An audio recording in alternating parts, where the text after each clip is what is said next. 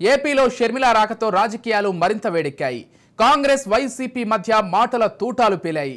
Sharmila PCC పగ్గాలు చేపట్టి రాష్ట్రానికి చేరుకుని ఏపీలో అధికార పార్టీ టీడీపీ పార్టీలపై విరుచుకుపడ్డారు. టీడీపీ వైసీపీ పాలనలో రాష్ట్రం అప్పుల పాలైంది. ఏపీకి రాజధాని లేకుండా చేశారని, బీజేపీకి టీడీపీ వైసీపీ తొత్తులుగా మారాయని షర్మిల మండిపడ్డారు.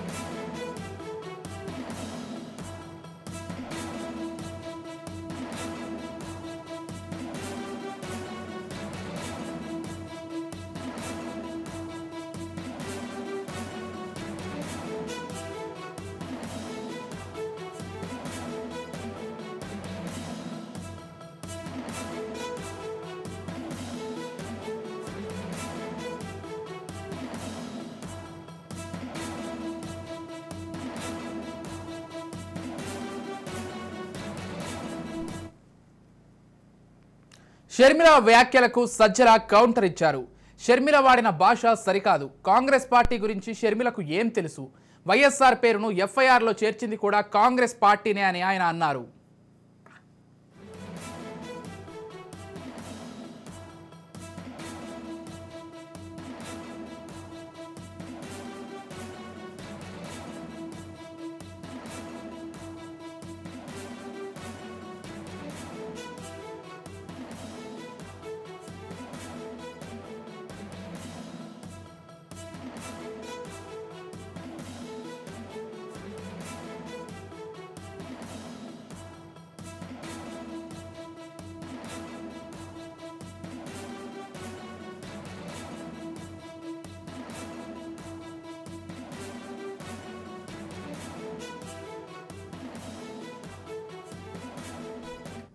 రైట్, ఇక ఇదే అంశానికి సంబంధించి పూర్తి డీటెయిల్స్ అందించడానికి మా ప్రతినిధి గాలి ఫోన్ ద్వారా సిద్ధంగా ఉన్నారు.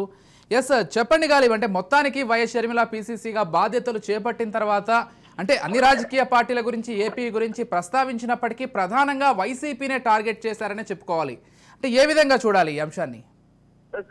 ఏపీ కాంగ్రెస్ అధ్యక్షురాలిగా బాధ్యతలు తీసుకున్న వెంటనే ఒక్కసారిగా దాడి ప్రారంభించారు తన మాటలతోని వైఎస్ షర్మిల అని చెప్పుకోవచ్చు.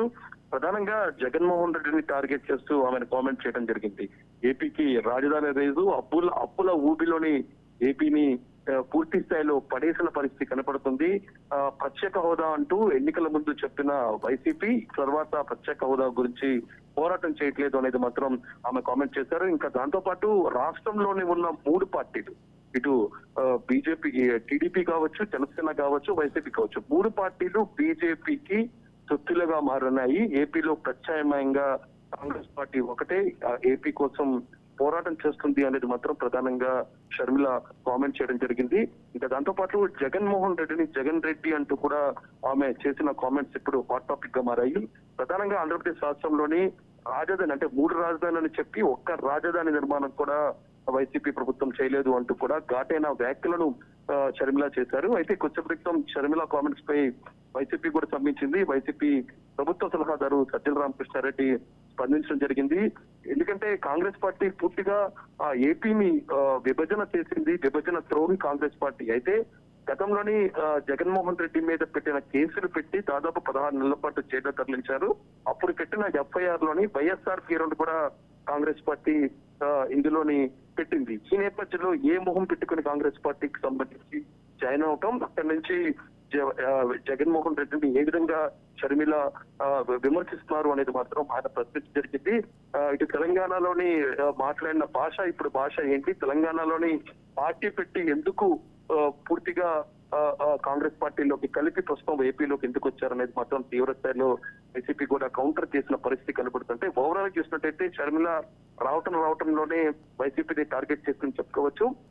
అయితే ఇప్పుడు బాధ్యతలు చేపట్టిన తర్వాత 2-3 రోజుల తర్వాత ఆమె రాష్ట్రమంతా పర్యటించబోతున్నారు. ఇటు రాయలసీమ నుంచి కూడా ఇటు ఇచ్చాపురం వరకు కూడా పెద్ద ఎత్తున పార్టీకి సంబంధించిన కార్యక్రమాలు కూడా మా ప్లాన్ చేస్తున్న నేపథ్యంలో రాబోయే రోజుల్లోని వైసీపీ టార్గెట్ గా షర్మిల పనిచేస్తారని చెప్పుకోవచ్చు. దానికి అనుగుణంగానే ఈ రోజు ఆమె బాధ్యతలు చెప్పుకుంటున్న వెంటనే ఎదురుదాడి చెప్పడం మొదలు పెట్టారు. వైసీపీని టార్గెట్ గా అనేది మాత్రం రాజకీయ వర్గాల్లో చర్చిస్తూ ఉంటారు. ఎస్, అంటే గతంలో ఇదే షర్మిల నేను జగన్మోహన్ రెడ్డి వదిలిన బాణాన్ని అని చెప్పుకున్నారు. ఇప్పుడు చూస్తే నేను ఎవరు వదిలిన బాణాన్ని కాదు అంటూ అటు వైసీపీ వాళ్ళు చేసినటువంటి విమర్శలకు కౌంటర్గా ఆమె వ్యాఖ్యానించడం జరిగింది. అంటే ఎలా చూడాలి ఈ మార్పుని?